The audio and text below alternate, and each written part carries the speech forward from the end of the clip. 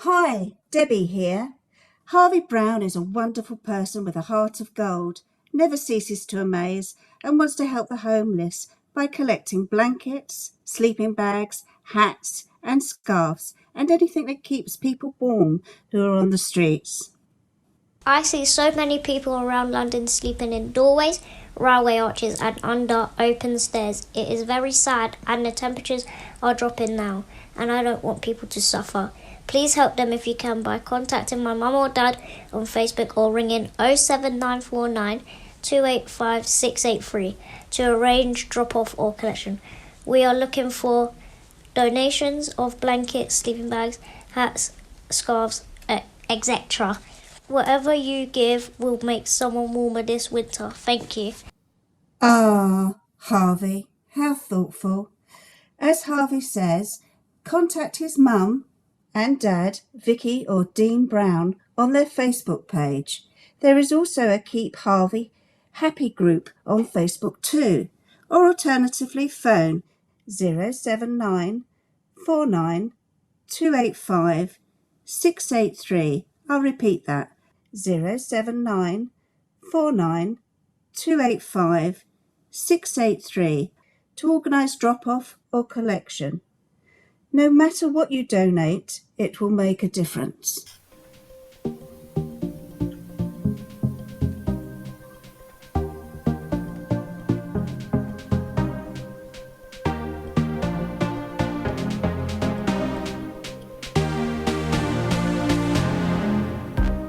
Hi, Bethany Warren here, and you've joined us for the weekly Our Millwall Fan Show with the Millwall No One Likes Us Talking team, which is broadcast every Friday evening. Enjoy! Welcome to the 2021-22 series of Millwall No One Likes Us Talking's Our Millwall Fan Show, in the 17th show in our new freedom post-lockdown. I'm your host, Eamonn Barclay, and with me I have the No One Likes Us Talking team of James Kelly, Phil Coleman and Stan Godwin. Not everybody likes them, but they don't care. Our fans liked us. It was a 1-1 draw after another 1-1 draw at Middlesbrough. James, what was your take on those two games?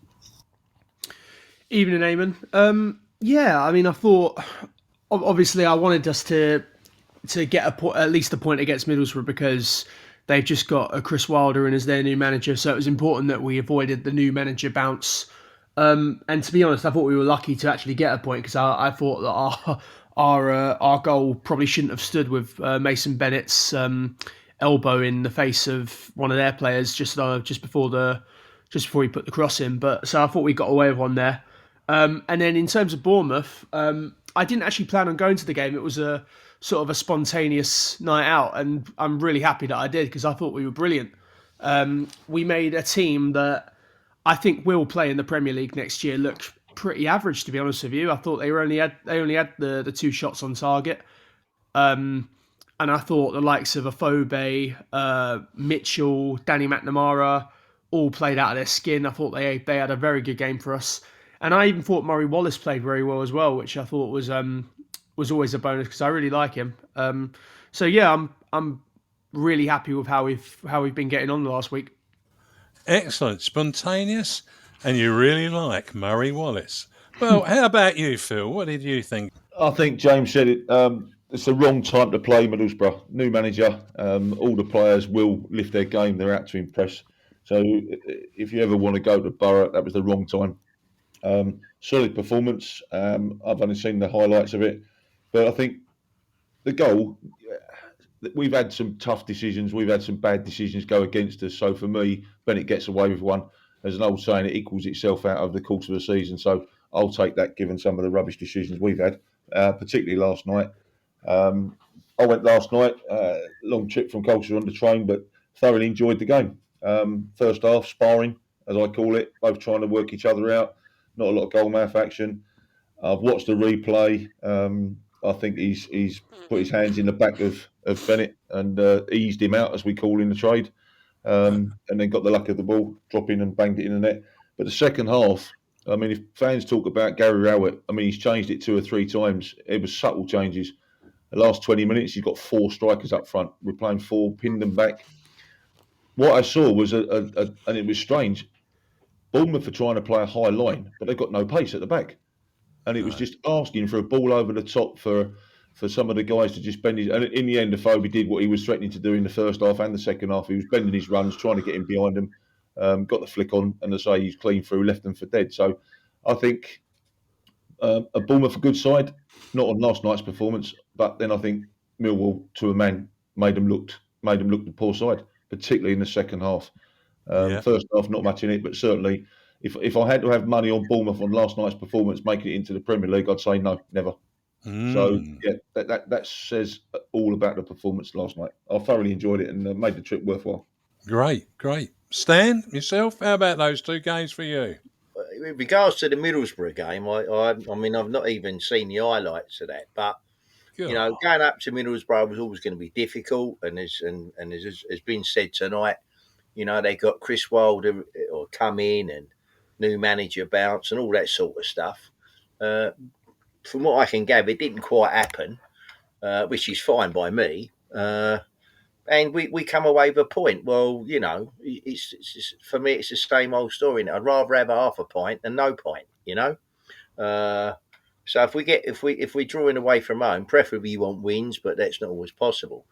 As for last night, well, see, I took the view the best 3 teams I've seen play at Millwall this season, and not necessarily in this order, have been Coventry, Fulham, and Derby.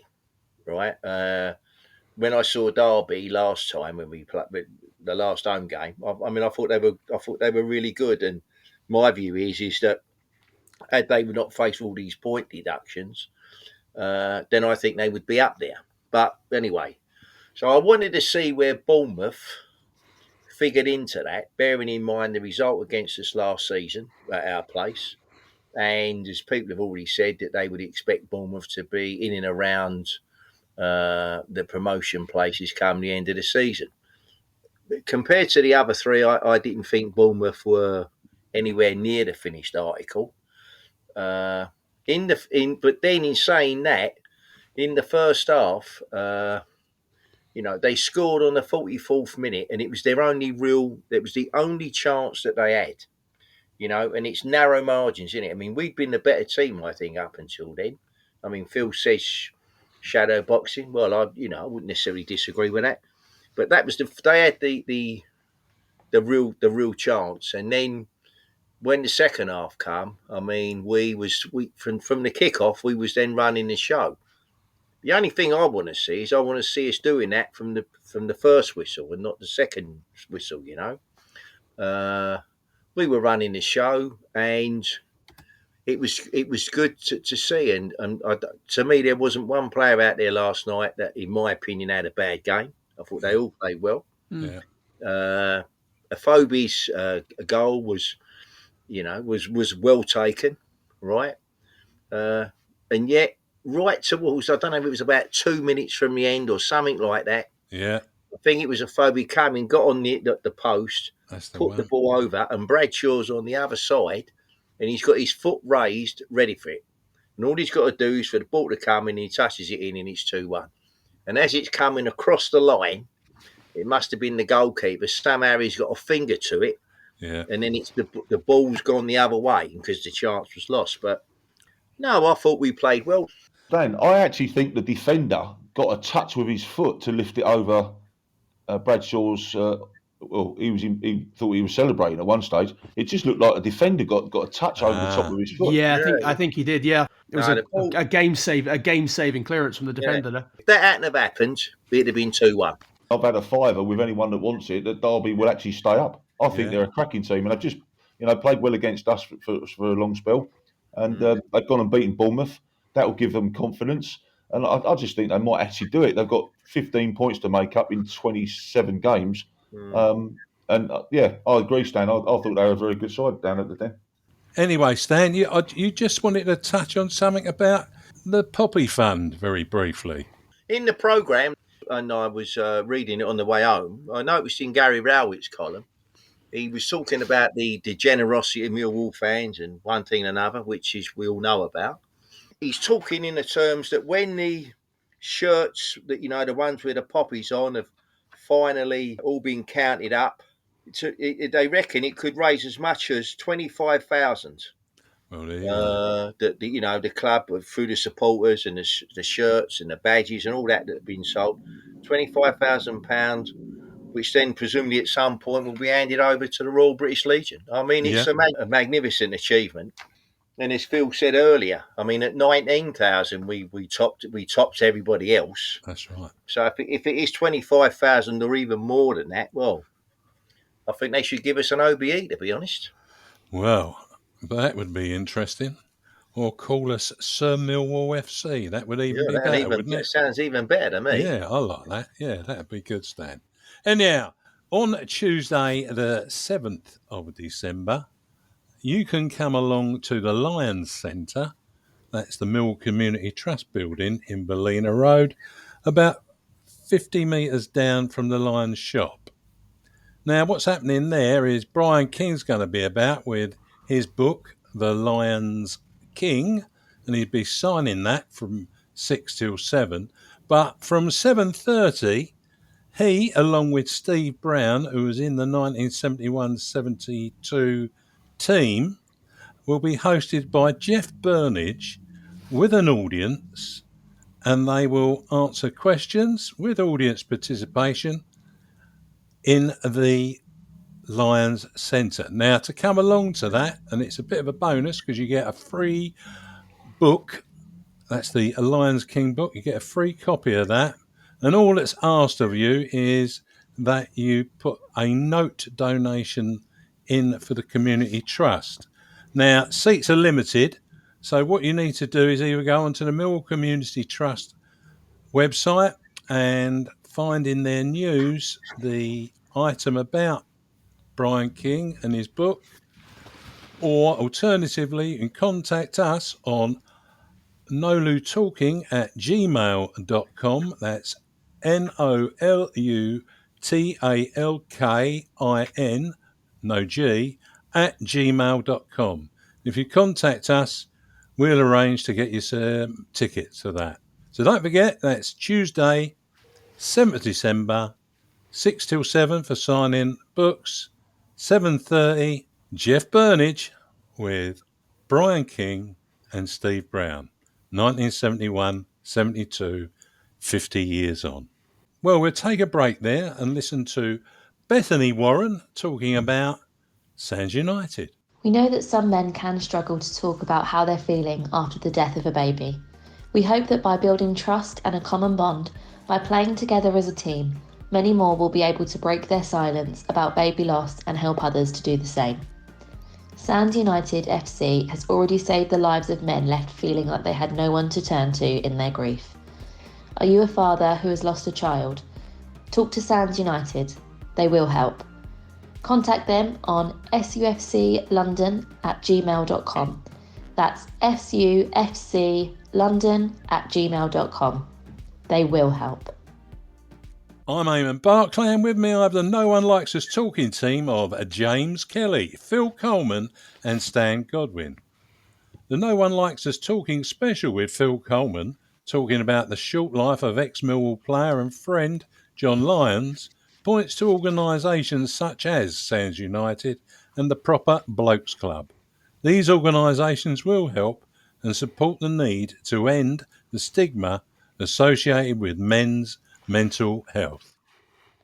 Our first guest hails from St Paul's Cray, where he drew attention to himself whilst playing football with non-league Crockenhill. It was Gillingham who picked him up for tracksuits and training equipment in 1981. With 219 games played and 79 goals scored for the Gills, he joined Millwall in June 1987 for £220,000. At Millwall, he made 128 appearances and scored 49 goals before joining Aston Villa for £1.5 million in March of 1990. He went on to play for Celtic, Chelsea, Marseille, Nantes and Red Star 93, where he retired in 2000. He also played internationally for the Republic of Ireland national team, with whom he competed in the UEFA Euro 1988 and 2 World Cups in 1990 and 1994, making 88 appearances and scoring 19 goals. Since hanging up his boots, he presented on TalkSport Radio and written for both the Times and Ireland's Hot Press magazine, and produced a biography, Full-Time, The Secret Life of, and I won't give that away, written by Paul Kimmage. He has worked for both Sky Sports in England and TV3 and Today FM in Ireland. He was a winning participant in the 4th season of the celebrity manager of a Gaelic football team in the reality TV series for RTE. It's my pleasure to welcome the one and only Tony Cascarino to the studio. Hello, Tony. Hello, boys. I'll tell you what, you got your information there. You done your prep work there, Eamonn. Well, with a name like Eamonn, I thought I'd throw the bit in about the old Bannister, isn't it? Bannister, yeah. It's an Irish word, Eamonn, for coach or manager. And it was my first go at management, and it was more fun than anything I'd ever done. But but the resume of my career you've just given there, it makes me feel a bit nostalgic. I was one of the last players, and Phil's there with you, and he might know this, but I was one of the last players to get the exclusionary payment, which was me. It was a tax-free payment when you transferred clubs, and it was 25,000. And I don't know if Phil remembers that, but I apparently was one of the final ones that got that. I was allowed to do that before they started taxing players, so it weren't too bad. Lucky man, lucky boy, wasn't it? That's it, something like that, one or the other. Just before I do let you off to the panel, Tony. Millwall were hunting you down at Julian for some time, we were told. Of course you're a Millwall fan, but how did your eventual transfer come about to join us? Well, I'll give you a bit of background to the story of me joining Millwall. Was that my contract was coming to an end in 87 with Gillingham, and we played Chesterfield away, and before the game, Keith Peacock, the then manager, had said, Millwall have come up to watch you, and they want you to travel back with them in the car, and obviously with your contract. And I think they'd negotiated a fee already then with Gillingham at that time. And I played so poorly, I refused to go back in the car. I thought, how can I go and sit in that car and talk negotiations when I played probably the worst game in my career? And funny enough, years later, I always asked Doc when I was there, I said, how did you come to want to sign me after I played that badly? And he said, we'd watched you about 25 times, and Bob Pearson certainly thought that you could do a job for us. So we went with him. So it's his fault if it goes wrong. That's fair enough, eh? Which is, it's quite nice to know that you can play really badly and still someone wants you, which is a bit of a first, but, We all have our off days, Tony. We all have our off days. Evening, Tony. It's James here. Hi, James. Hiya, Tony. So your arrival and a mix of homegrown talented players and some clever acquisitions by George Graham and John Docherty heralded a golden era for the Lions. What were your first impressions of your teammates and John Docherty when you arrived then?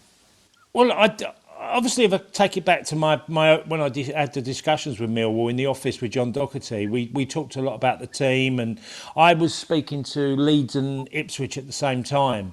And obviously Leeds were a championship club at that time, but a huge reputation, and Ipswich were trying to rebound as well, from difficult scenario, what had happened at Ipswich. And I don't know why, it swayed me that it was a South London club I'd seen a lot of, I'd been and watched a lot of games, and I knew they were very ambitious at that time. Reg Burr, and then is it Peter Mead? Peter, isn't it? Peter Mead was there at the football club, and a few others. And I remember thinking there was a lot of ambition, and Millwall went for it. People like George Lawrence come in, Stevie Wood, and many, many others.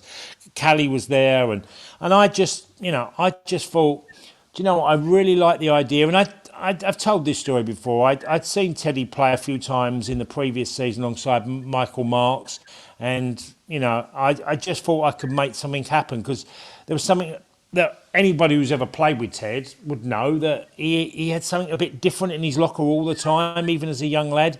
Sometimes it was trying things that he shouldn't have been doing, but he had a lot of a confidence in his ability.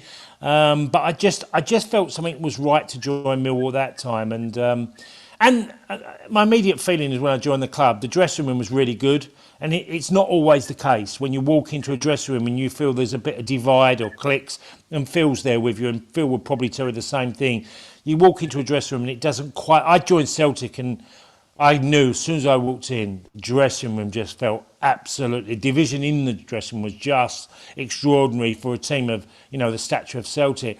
It was complete opposite Millwall. It felt bubbly, there was a lot of enthusiasm, and with that, it's sort of... I think we started quite slowly, but we actually gathered momentum quite quickly in the first season I was there. And of course, Phil was there anyhow, wasn't he?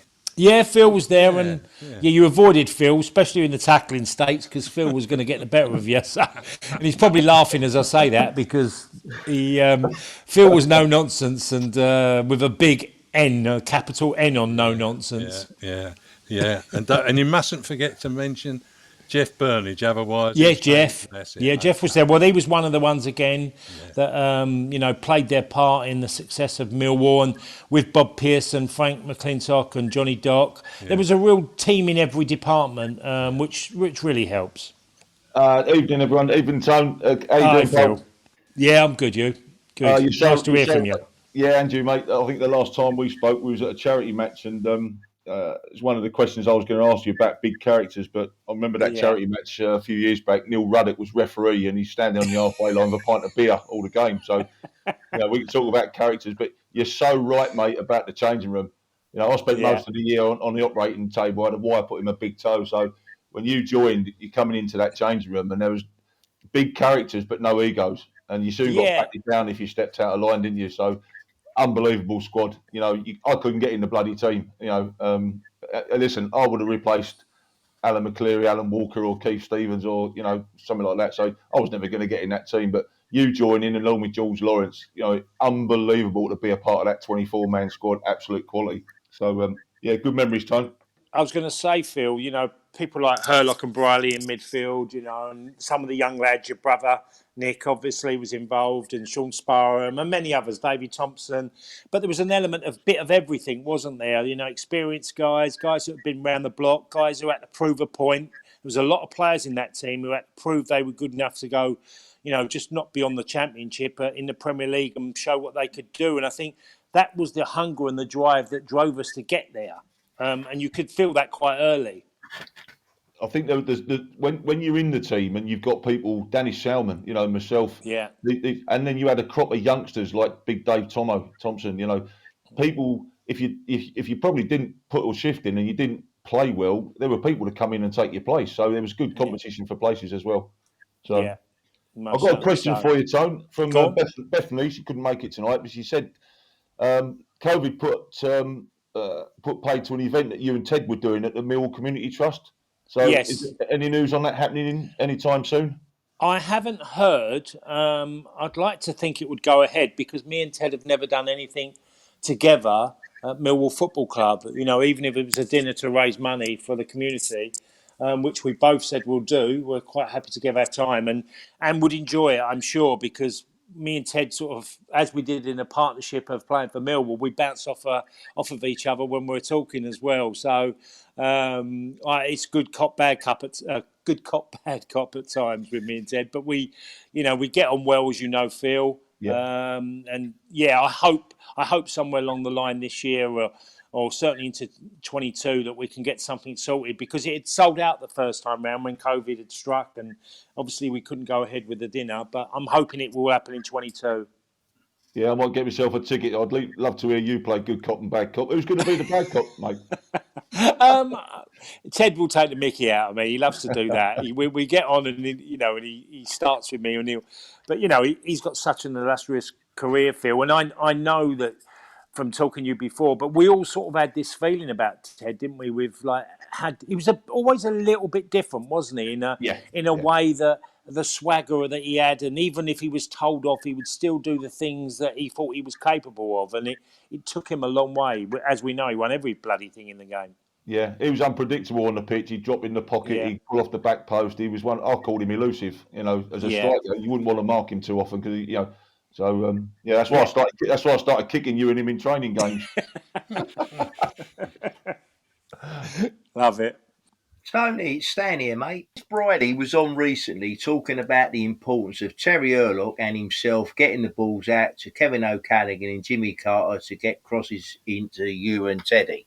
That system done us well in that first season in the top flight. But what do you reckon happened during the second season now? It's always hard to dissect where it all went wrong.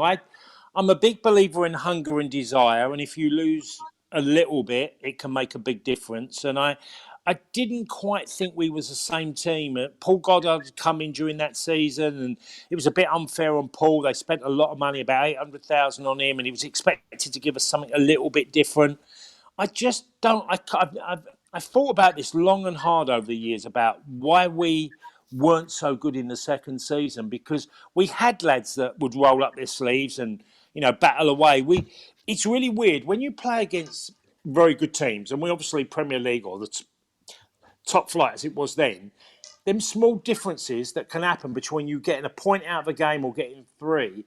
Once you start going on a roll of having defeats, and then you look at the calendar and you think, got Man United, Liverpool, and Arsenal in the next 3 out of the next 6 games. You sort of feel like you have to get something where that didn't happen. We got a draw at Anfield quite early on in the first season. We played some good football. Even in that first season we drew at Arsenal 0-0, and Les Wiley got one to go. I don't know if you boys remember it, but he stuck one in the top corner. It was disallowed from nowhere, And I just think it's more to do with going on a bit of a roll and losing your momentum, and it just doesn't quite happen. I don't think anybody was responsible for it. It wasn't like the team lost its ability to just think, oh, we're big time Charlies, we're here now and we've done it all. It just gradually just struggled, and Doc found it hard. He's tried to reshuffle things and he's trying to find a solution. And it just didn't. For whatever reason, me and Ted still done okay second season in goals. So I'm going to blame the back four. Cheers for that. I've got to stick up Defenders Union here. I don't know. Phil would probably be able to. Phil probably watched quite a bit of them games of that second season, and it's really hard because we fell into it and we couldn't seem to get out of it, and that was the problem. Yeah, I think you're right, Tone. I think there's injuries as well, and the team that sort of like came together 86, 87, the Doc was putting it together. I think that gelled, and you have partnerships all over the park. Your right back and your right winger, your two centre backs, your left back, your left winger. And I didn't really see those partnerships gelling and disruption, players coming in, injuries, suspensions. People like Terry was injured, I do believe. Earls was injured. So disruption. And you know what it's like when you're trying to get on a roll and something keeps changing all the time. It's not great. And at the top level, you really do need to be clean nearly on everything, particularly when you're up against those big clubs. Yeah, we certainly was that, Phil. It was I can remember games during that season and think, it's such a fine line between, the opening game of our first season in the top flight was Villa away, and we ended up and got there a 2-2 draw. We sort of got going quite quickly. We got points on the board early. We topped the league in our first season in the top flight after 5 games. We was top of the Premier League, as then it was Division 1, and we sort of already got points in that bag. And this is a big indication. This happens a lot. If you look around, boys, where you see teams who have a bad end to a season, and we had quite a poor end to our first season where we were flying high and we ended up about 9th or 10th. And you could see that already we were losing our way slightly, but we'd got enough points early on to be okay. And we took that into our next season, I feel. Yeah. I'll tell you what, though, Tone. I don't know whether you're aware of this. I mean, I mentioned this to Les the other week. Now, I've got a mate of mine who's a Charlton fan, right? And he said to me one day a few years ago, he said to me, do you know what he said? He said, when Millwall was in the first division, he said, they done one thing, he said, that Charlton have never been able to do, he said, when it was the first division, he said, and the Premier League. And I said, oh, yeah, what was that? And he said to me that in our first season in the first division, we actually finished above Manchester United. I was surprised. I mean, but because he's a bit of a sort of train spot for that sort of stuff. But finished above Man United. Was you aware of that? No, and I'd love to check that. Yeah, no, I've checked it out, mate, and it's true. We were it is higher true. in the table than them. Cool, Not by blimey. many points, but we did finish above them. Oh, I didn't know that. No, I didn't. So that's something new to me. And I mean, I don't know how you'd survive a Man United manager if you'd come back. Yeah. They call it Solskjaerism or something. Yeah. Well, we took a few hidings, by the way, after Man United. After that, cool, blimey. Yeah. Tony, we had Stuart Nethercott on a few weeks ago, and he held his hand up to his pre-match vomit gag. And last week, Tony Warner told us that he would often go around and mess up the kit of Matt Lawrence whenever he could. Did you have any interesting habits during your career in what must have been a great time with a great bunch of characters, both at Millwall and, of course, playing for the Republic of Ireland? Or were there any other antics that you witnessed that could measure up to Stuart Nethercott's? Well, it was worse at Chelsea, I think. Now, I mean, look, they were known as the crazy gang at Wimbledon, but the Wimbledon connection to the boys at Chelsea, like Dennis Wise and certainly Dave Besson and Vinnie Jones, they were always up to something. I mean, it never happened at Millwall, although Terry would do some daft things at times, but never before a game. The one that done me was Dennis Wise. I played in my first game, and we all went in suits at that time, and I went to put my trousers on after the game, and he'd cut them into shorts, my suit trousers. I went to take them off the peg, and he'd cut from the knee upwards. I've lost me or the knee downwards, should I say? I've lost me trousers. Why has he just cut them up? And there was always someone putting in some, deep heat in your pants and silly things and all that. But I never personally did that. I was a bit of a weird one, and Ted would tell you this. I was a bit of a weird one before the game. I used to always tell him how bad I felt before the game. And Ted used to say, for effing sake, you can't tell me you feel great and get me buzzing. I used to laugh at him because I'd say, God, Ted, I feel tired today, don't you? He hated it, Ted. He always talks about that. He said, because he sat next to me. But no, not really, man. But, as Phil would probably tell you, that certain clubs and daft things go on. But definitely Chelsea was the worst with certainly Wisey. He was a little monster, Wisey. And obviously the connection with Millwall as well. He was, he'd cause every fight at the football club then. The rat, as he was nicknamed, he would cause every row in the dressing room. He was like that. But good fun. It's a pity Wisey ain't in football still, because he had a decent side at Millwall when he was there, didn't he? He had a side that got to the cup final. Europe. Yeah, I remember the final. Actually, I think he fouled Cristiano Ronaldo and just dragged him up. Yeah. Bear in mind, Ronaldo's about twice the size of him, and he's just there lifting him up as if he's nothing. Yeah, well, I'd say when I first made my home debut for Chelsea, I'd come down from Celtic, and obviously Chelsea have a big affiliation with Glasgow Rangers, so it wasn't the most popular signing. And they announced my name, and obviously having been a Millwall player as well before, they announced my name and they booed the Chelsea fans on my debut. And Wisey ran half the length of the pitch, run straight up to me and in my face and said, "They love you, don't they?" And then ran off. That was Wisey on my debut. God. What a character. Back to me, Tone. It's you could write a book.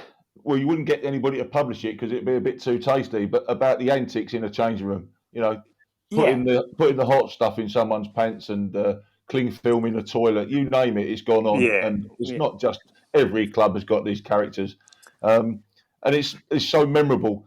But I'm going to ask you, mate, I was talking today, funnily enough, about some of my most memorable games, and I won't bore you, but one stood out for Millwall. It was the 86-87. It's just before you arrived.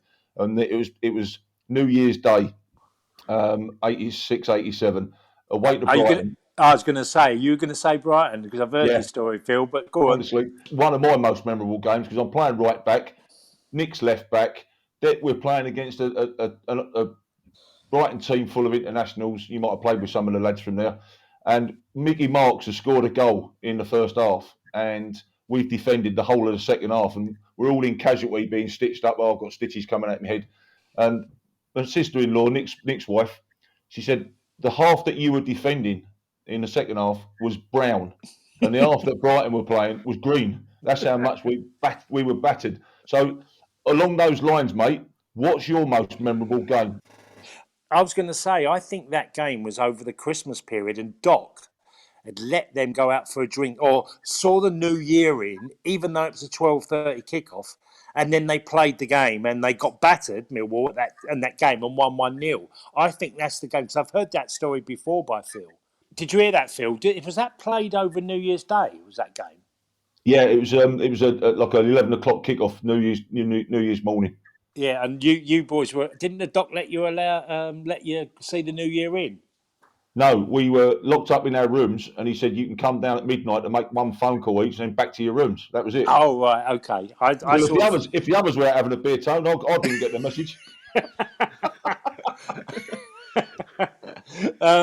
Back to your question. One game that I can remember. Well, funny enough, one of my greatest feelings, and when we got promoted with Millwall, we played Stoke away and we won 2-1, and I got both goals. And I remember sitting in the stadium, Stoke City, the Victoria Ground as it was then, and all I could hear was the Millwall fans chanting, "There's only one Cascarino," and it made me feel really funny. It was like, I know it's like lovely stuff, getting cheers and patting fans singing your name, Phil, and all this, but It was a big memory for me. I mean, Leeds away that year was pretty special as well, winning there when Jack Charlton, and this is probably a bit of a funny story for you, because we played Leeds away, and I'd been in the Ireland team for 3 games, then got an injury, and then in that time, Jack had become international manager of Ireland, Big Jack, and but he hadn't picked me in the opening games. And then he came to St Ellen Road and watched Millwall take on Leeds, and we won 2-1. And I played well, got a goal. And as I was walking to the dressing room, Jack was waiting right by the door. And as I got there, he went, "Hey, yeah, big man, Casa." And I went, "Oh, Jack." He went, "Do you want to come back and play for Ireland again?" And I said, "I'd love to, Jack." He went, "Oh," he said, "I've watched you." He said, "I thought you were shit before." That's what he said to me. But so that, I think Stoke City away, and Millwall fans who have probably been there, whole city as well, when we got promoted, that was a special day. I mean, that was an incredible feeling to be promoted. But on the personal note of a couple of goals, and that was a big win for us at Stoke. Winning there really gave us a chance of, finally getting over the line, which we eventually did. Tone, can I just chuck another one in? Sorry, guys. What's your feelings and what's your thinking about the impact of Frank McClintock? Because for me, as a defender, and some of the stuff he got us to do, I think he was as responsible for getting the club promoted. The little touches that he brought in. Yeah, I had a lot of time for Frank, and still do today. Yeah. I mean, when we were training at Dartford, Phil, me and Frank nearly had a one-on-one row. I mean, he went for me, Frank, and I wouldn't back down, and it was actually really weird, because afterwards we cuddled, and I was like, "Oh, Frank, what are we doing?" But it was one of them periods where we'd lost a couple of games. Frank went for me, and I said something back, and then from nowhere it just escalated. And there I am having it. But you're right, Frank is a man manager.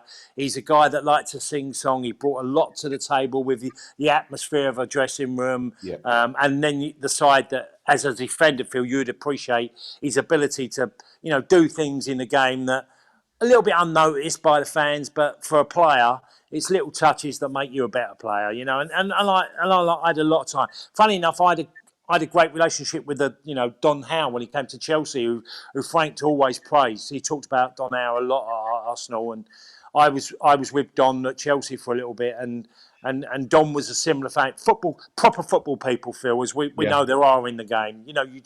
You could talk football, morning, night, and all through you could talk football. Yeah.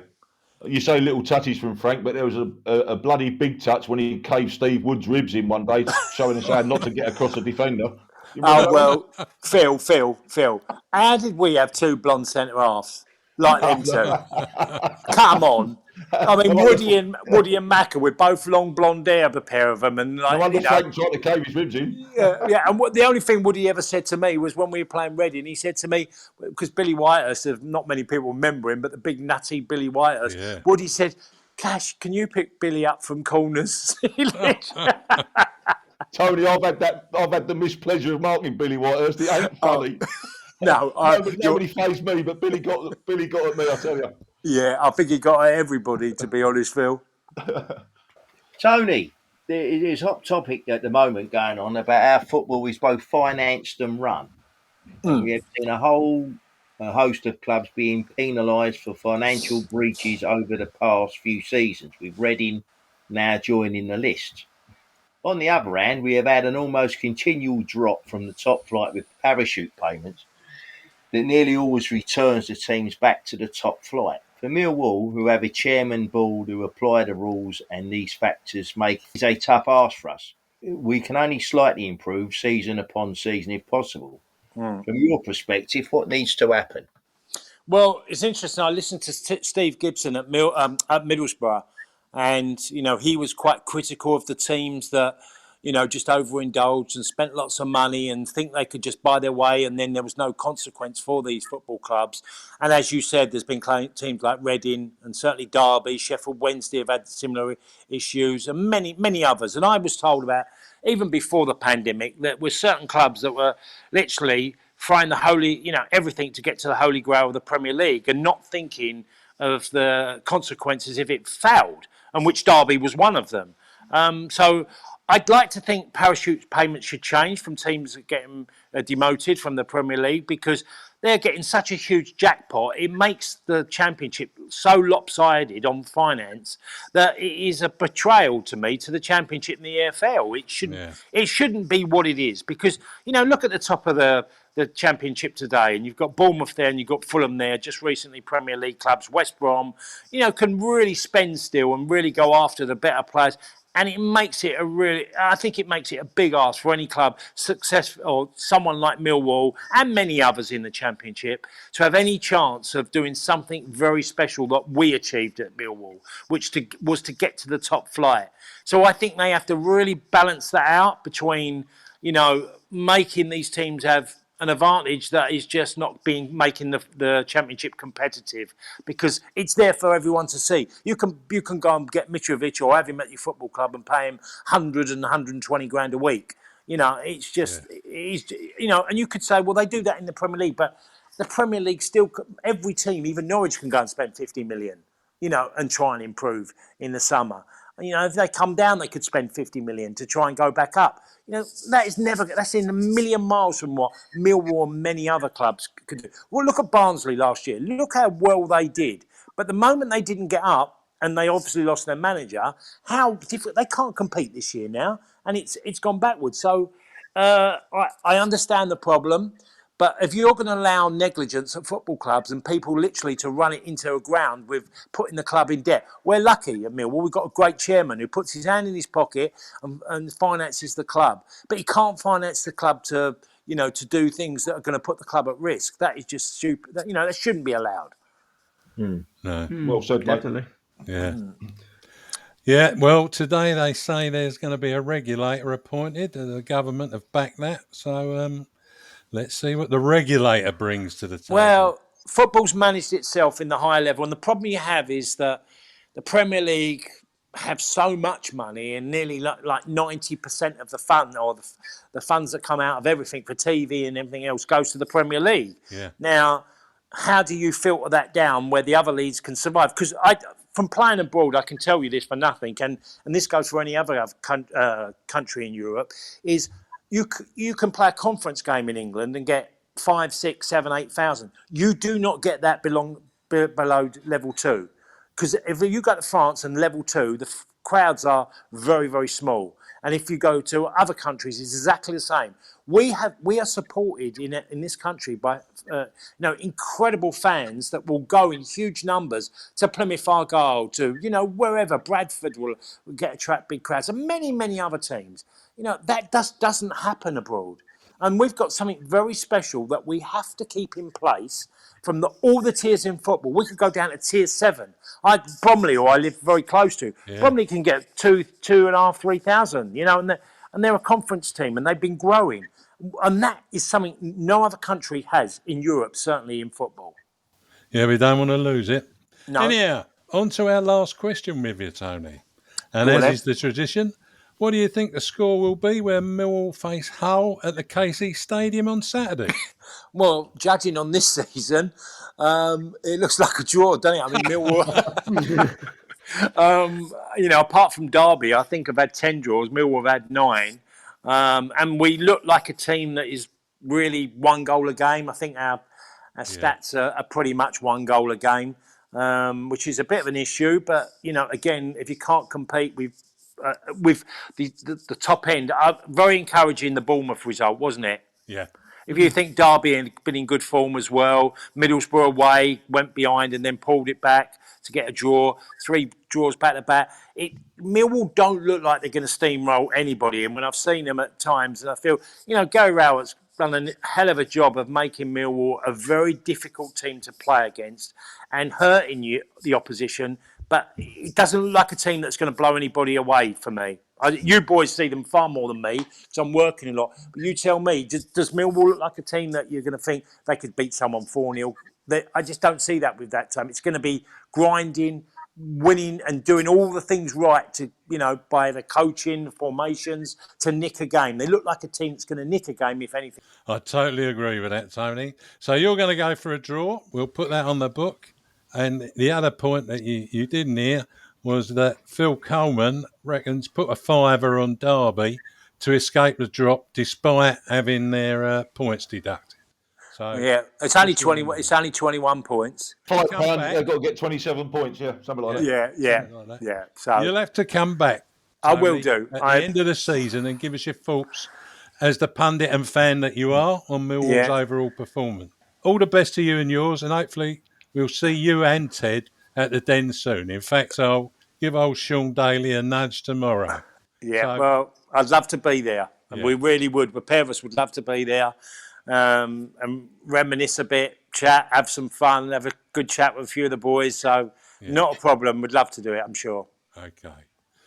Cheers, Tony. Bye for now. Thank you. Bye-bye. Thanks, Tony. Cheers, boys. Bye-bye. Cheers, Cass. All the best, mate. Cheers, Phil. Bye-bye. Tony Cascarino. How bad was that? Very entertaining. Good to listen to.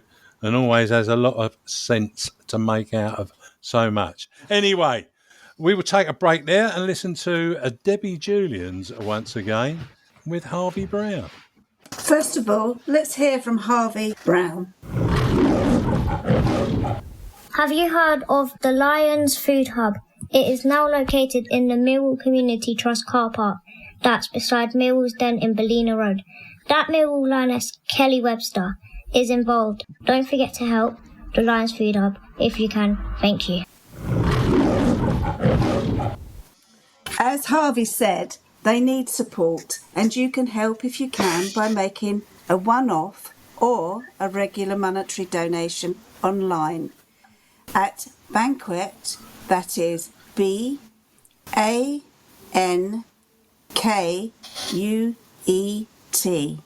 or on a Saturday you should make donations pre-match at the hub about 50 metres down from the Lions store.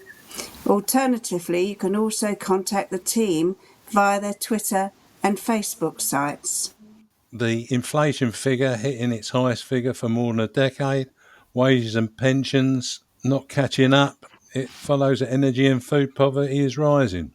But your kindness will be much appreciated and lessen the burden of those families at risk. Anyway, I'm back at Eamonn Barclay with the No One Likes Us Talking team of James Kelly, Phil Coleman and Stan Godwin. Before we hear from Ellis Barr, friend of the show, Gianluca Sardi made the following report after he met the oldest Millwall fan. Good evening, everyone. I hope all of you are well. Spent a memorable day at the Ancient Foresters, a pub in Bermondsey, with John Cooper and Keith Herron. Keith Herron is a journalist from Southwark News. He was so kind to organize this meeting between me and John at the pub. And John Cooper has been supporting Millwall since 1920, since the first year in the Football League at the Old Den. John is 101 years old. He loves the Lions too much. He shared with us wonderful memories about the Old Den era and about the giant killings in the FA Cup, which took place before and after the Second World War. Is one of John's favorite player, Jack Hawke, who scored nearly 80 goals for Millwall between 1927 and 1930. And he was also his favorite manager, along with Benny Fenton. John loved both the Old Den and the new one. He will never forget the 1988 promotion season, which saw Millwall reach the top flight for the first time in its 103-year history. And he would like to thank all the players, managers and staff who worked for Millwall along this century. John is also a war hero, and he got a hero reception at Bermondsey Town Hall in 1934 after having saved two kids who had fallen down into the Thames River near Tower Bridge and the London Docklands, and he saved them, took them to Guy Hospital near London Bridge. He got this wonderful reception at Bermondsey Town Hall. So it was an absolute privilege for me to meet him. I would like to thank both him and Keith Herron for organizing this afternoon. What a story, and watch out for coverage in the Southwark News and our next home game programme. Well done, Gianluca. Next up, we'll hear from Ellis Barr. Ellis here. Thank you for watching my videos. Now to hear what the Millwall Lionesses and Romans have been up to, and to hear who is next up for Gary Rowett and the Lions. Come on, Millwall! Well, the Millwall Romans had a break from action last weekend, but they were busy, along with Millwall Pride, counting their success under the Millwall banner and being reported in the media. But I did catch up with Andy Dolan, the player manager of Millwall Pride. Let's hear what Andy had to say. Andy, congratulations on your first point and against Charlton.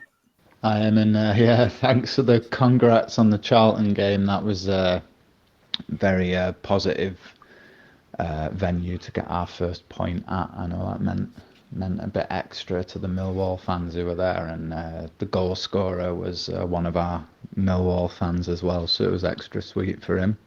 Well, that's fantastic stuff. A Millwall fan scored the goal as well. Can't be bad at all. So what happened last Sunday then, Andy? This weekend we didn't do quite so well. We were playing a very strong team in Stokey. They're up towards the top of the league, joint with the first team. We were at 2-1 down until about 70 minutes or so, but then we rotated some people in, and we conceded a third. It kind of fell apart a bit. I think we ended up running out 8-1 down. Well, I've heard you say what you say about that before. So, what are your thoughts post the game? Part of the risk, I guess, of having a new team and a lot of new people getting involved who've not played very much together.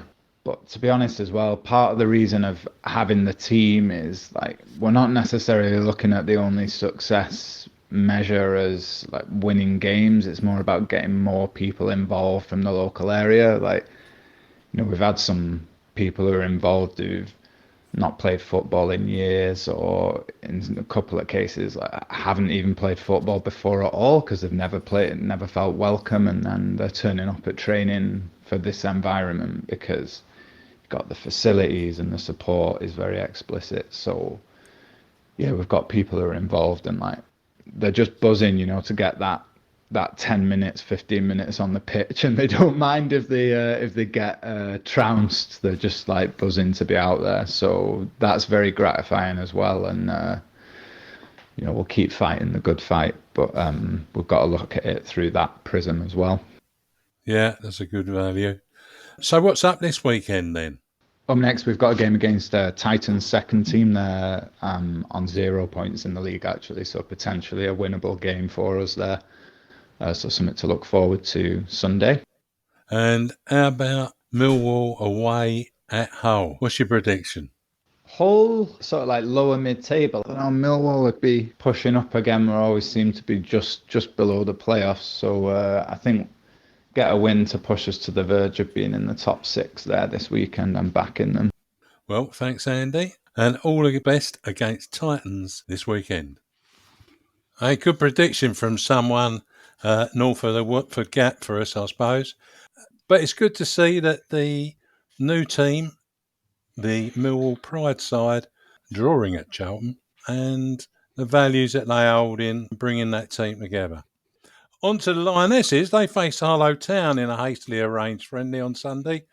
And our roving reporter, Jeff Burnige, was at Salter Road to witness the action. Millwall Lionesses were back at St Paul's Sports Ground in Salter Road, Rotherhithe on Sunday and won a prestige friendly with FA National League side Harlow Town by 6-2. Manager Jack Wheeler opted to use his full squad, resting some players and including 5 of their successful under-18 squad. Chloe Burr was on the score sheet again, along with Emily Stanley, a header from a corner, Molly Hawkins and Lottie Iverson. With a full squad available for training this week, Jack will be preparing for another home game, this time in the league against Aylesford. The kick-off is 2 p.m. and entry is free for everyone. Let's go and support the Lionesses in their campaign for promotion. Right, so back to winning ways for the Lionesses, albeit a friendly. But Jeff said for the first time this season, their campaign for promotion. So what do you reckon, Phil?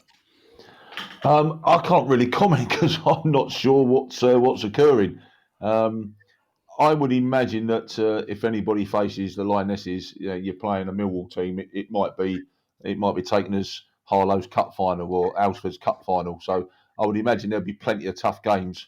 But I wish them well.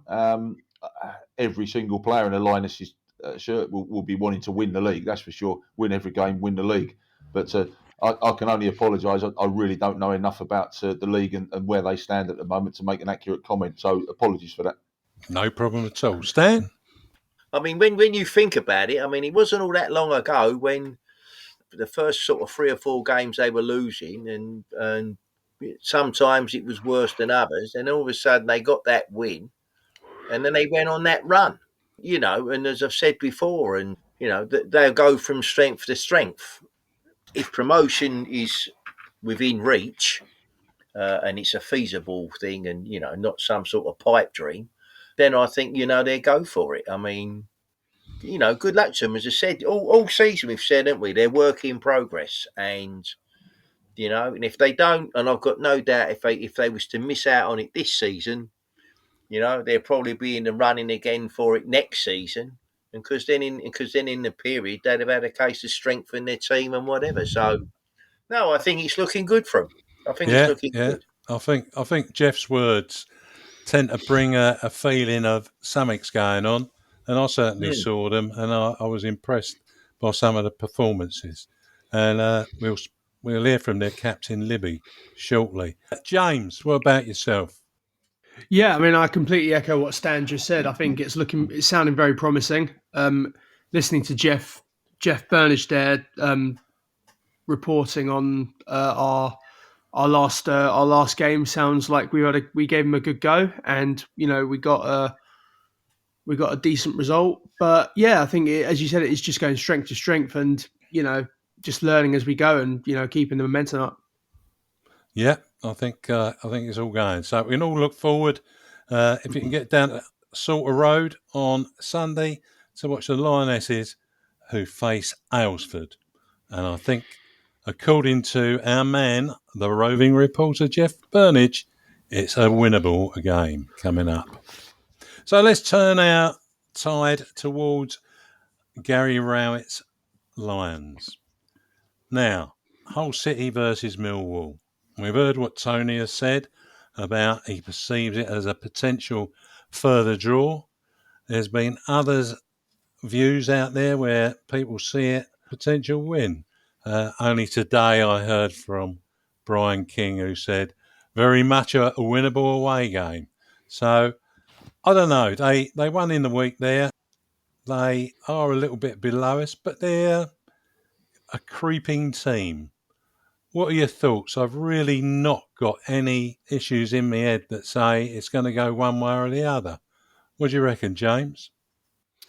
Yeah, I mean, you mentioned about Hull getting a result this week against Cardiff, but they've also won. They've won 3 games in a row now. Hull. I don't think they're going to be pushovers. I think they'll give us a decent game, especially going up to Hull, just off the back of a midweek game against Bournemouth. A turnover of 2 days? Yeah. So that could play. That could play into it. They've also got some decent players. Keane Lewis Potter, who is apparently pretty decent for them. George Honeyman as well, Josh McGuinness, Tom Eaves. So I think they're going to give us a good game on Saturday, Hull. Having said that, I do think that after two draws, and especially after the result against Bournemouth, that I reckon we can still get a win. I'm feeling confident for it, and I'm going to say 2-0 to Millwall. I'm going to say a Phobe to carry on his momentum and getting a goal, and I'm going to say Jed because I think he's due a goal. He's due one, yeah. That sounds about right. And Phil, as I keep saying on these shows, there are no easy games in this championship, and everybody can beat everybody. But I don't know. I'm in the changing rooms, and we've long trip to Middlesbrough, stacked against us, and we come away with a 1-1 draw, and then a very, very good performance against Bournemouth, and the crowd are absolutely applauding a 1-1 on the pitch at the end of the game. And I'm a Millwall player. I'm sitting in that change room at Hull, and I must be really looking forward to playing after those 2 performances. Away game, tough. Home game, good performance. Played some good football out the back. Created a couple of chances. And then I look at Hull City, and I've just, believe it or not, I've done some homework. They've only scored 14 goals all year. They're the second lowest goal scorers in the league.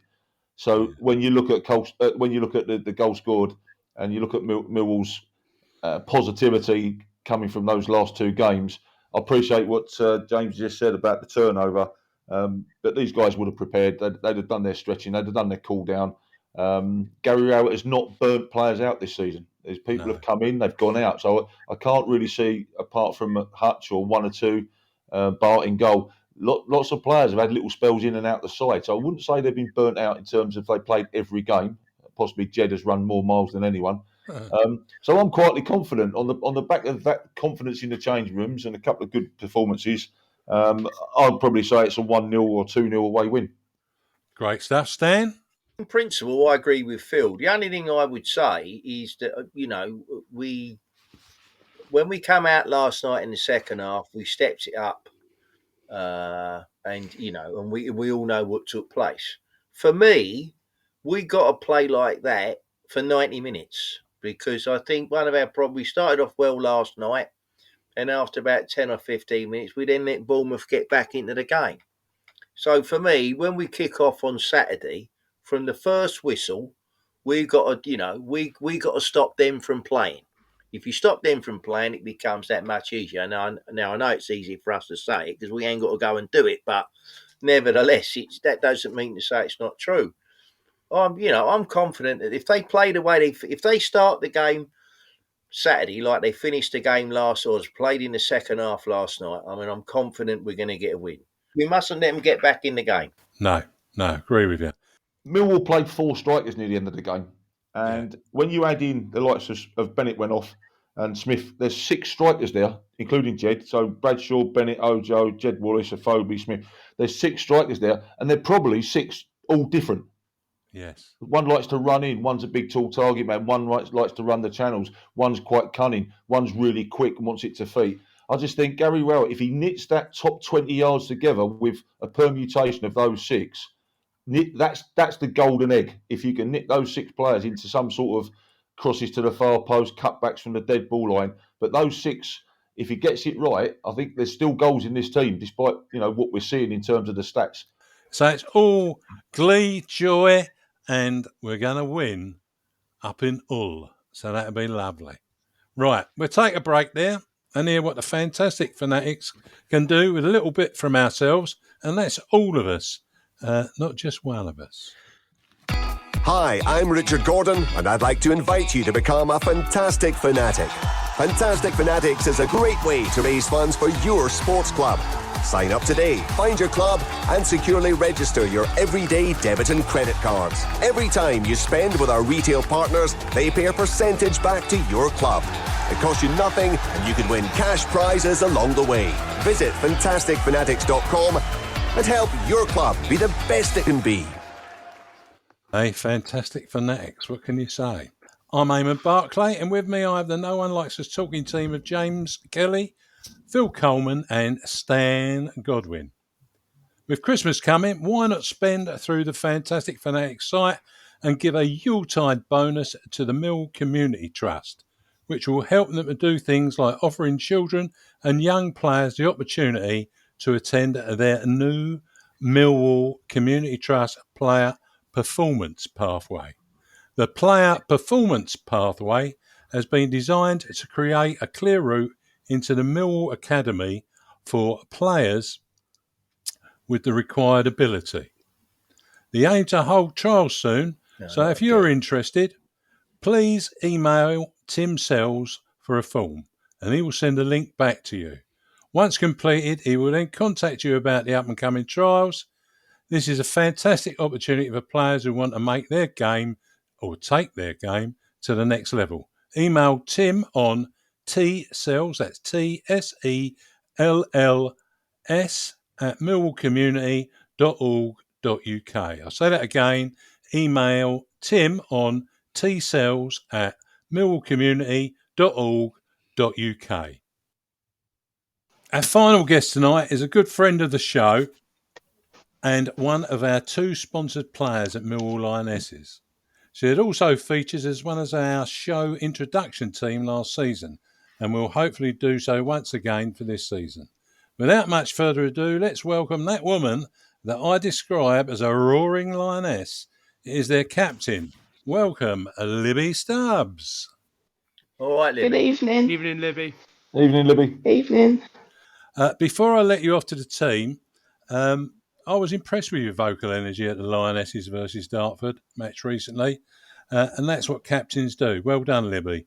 Equally as important, can you just tell us how you came to join the Lionesses in the first place?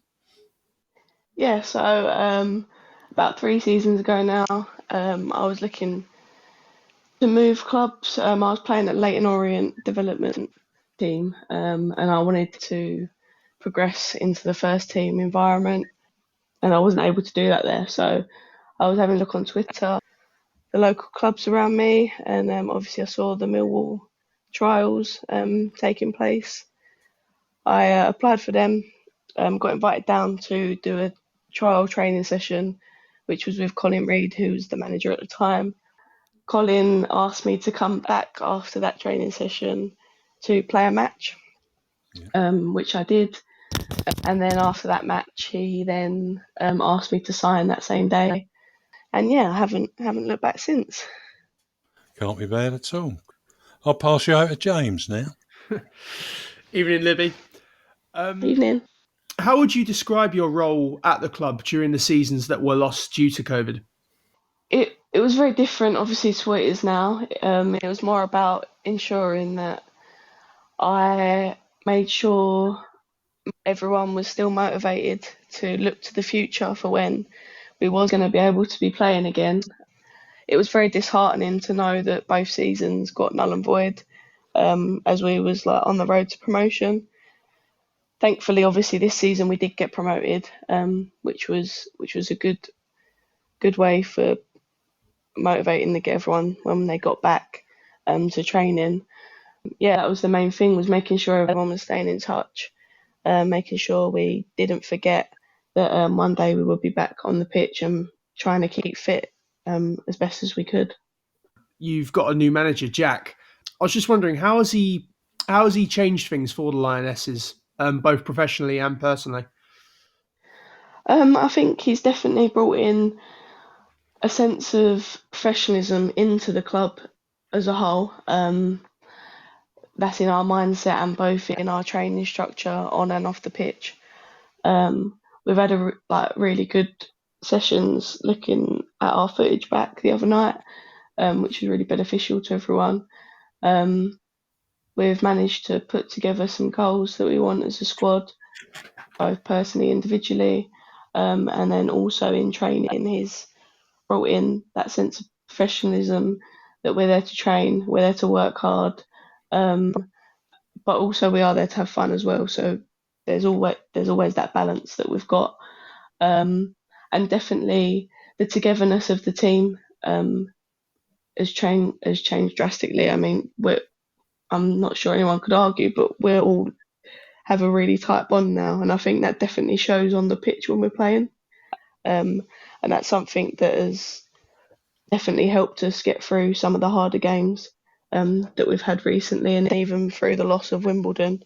We went back in on the Monday, and you wouldn't have known that we'd lost. We were still together. We were still a team, and I think that's definitely something that he's brought in that's really helped.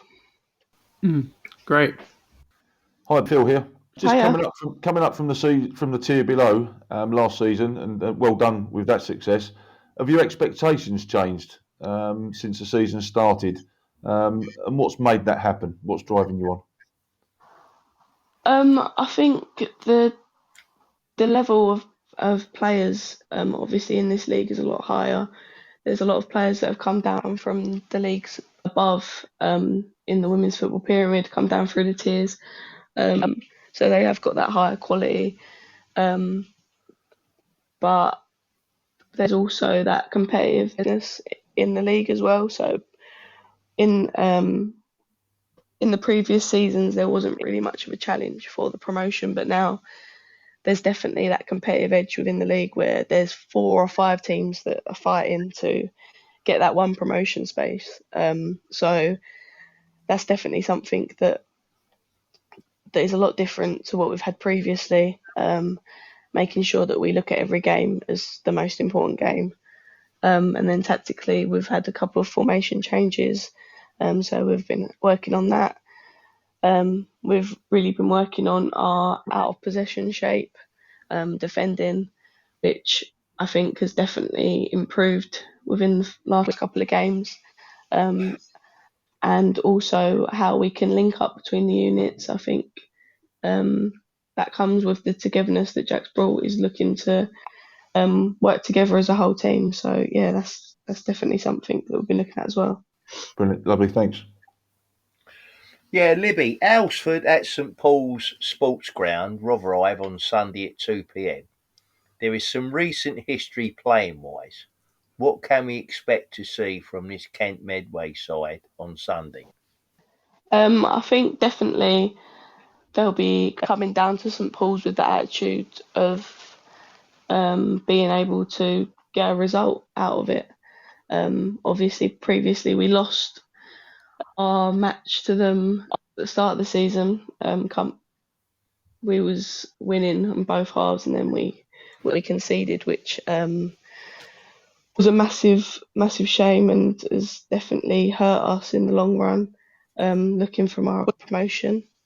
But yeah, like I said, they'll be coming down with a fight, and being Millwall, we're always everyone's toughest, or not toughest, but we're always the name that everyone wants to beat. So they'll definitely come with that attitude of wanting to win, and we just can't be complacent at all.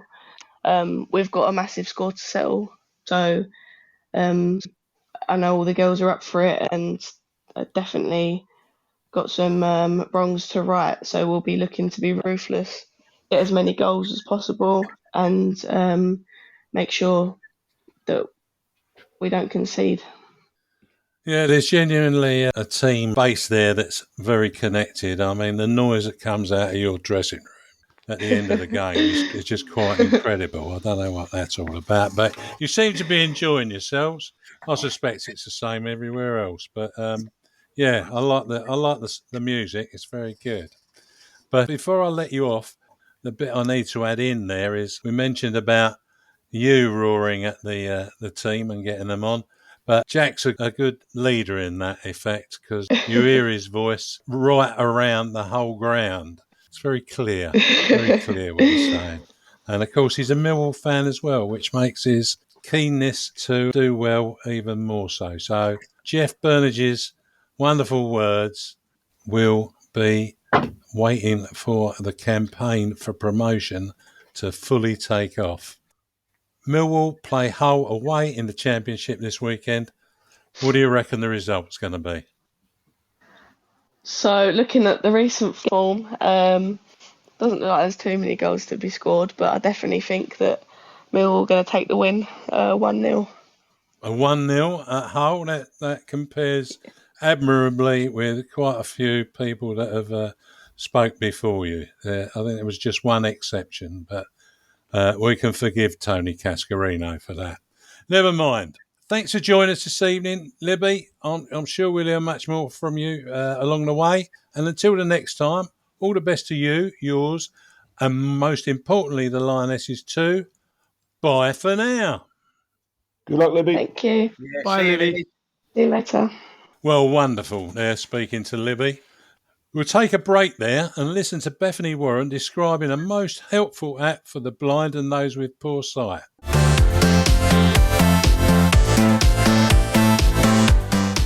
Hi, Bethany Warren here. Millwall Lionesses have partnered with international smartphone application Be My Eyes. Be My Eyes is an application that truly benefits the poor of sight and the blind, but is supported by those of us that can see. You might wonder how blind people deal with everyday challenges.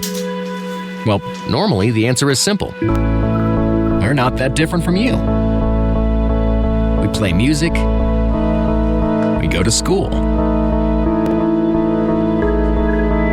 We go to work. You get the picture. But sometimes the simplest things can be difficult, and we need a pair of eyes. Connect to first available number. That's where you come in. Establishing video connection. Through your smartphone, Be My Eyes connects the blind with sighted people through a live video connection. Simply choose if you need help or want to help by the click of a button. That's a nice picture of you and your family, Caroline. Is it for a present? Yes, it's a photo from my parents. You can help just by installing the Be My Eyes app. Print image. And we'll notify you when someone needs your help. And if you're in the middle of something, don't worry. Someone else will step in. So, would you care to be my eyes? Download the app onto your smartphone now and help those that need your eyes straight away.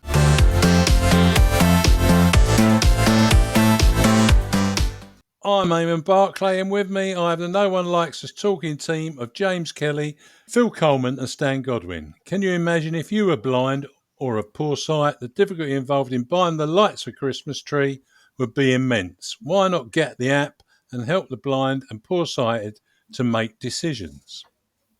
People continue to lose their lives to this dreadful virus or as a consequence of suffering with it, as deaths are on the increase right around the world again and infections continue.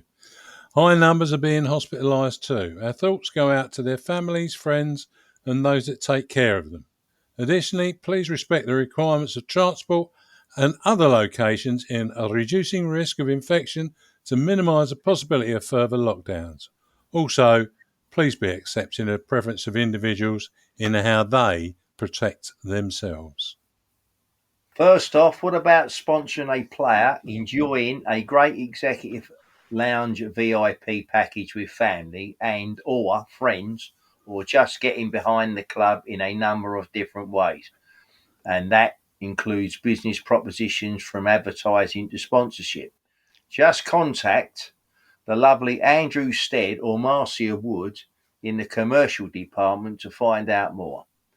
The Lions Raw magazine has not yet hit the streets yet. Editor-in-Chief Aisha Smith is back, and we will let you know when the magazine will appear. Good night. Next week, Henry returns to the show on Friday at 8 p.m. To another panel. Oh, I'll start mine again. Put your teeth in. Next week, Henry returns to the show on Friday at 8 p.m. to host another panel of surprises.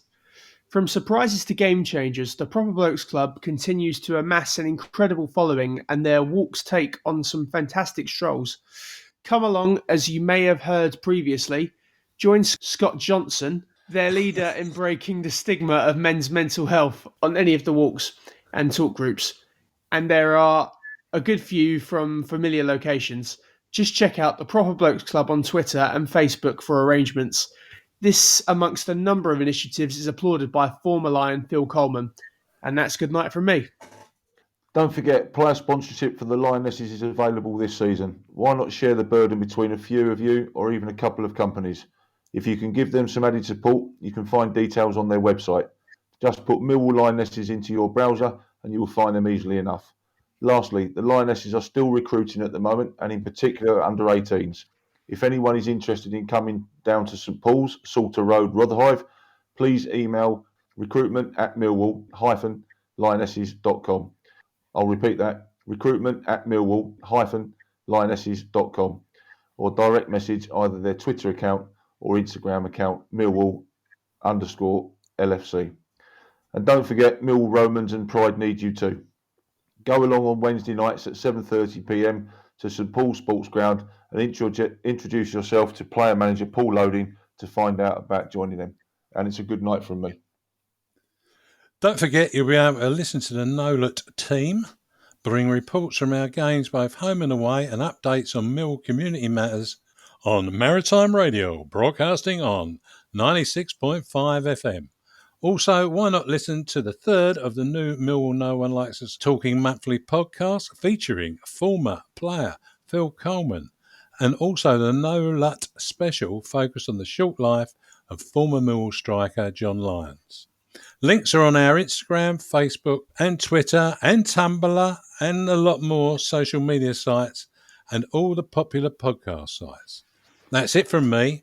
Thanks James, Phil and Stan. Finally, let's not forget to keep it safe on the streets out there. Good night.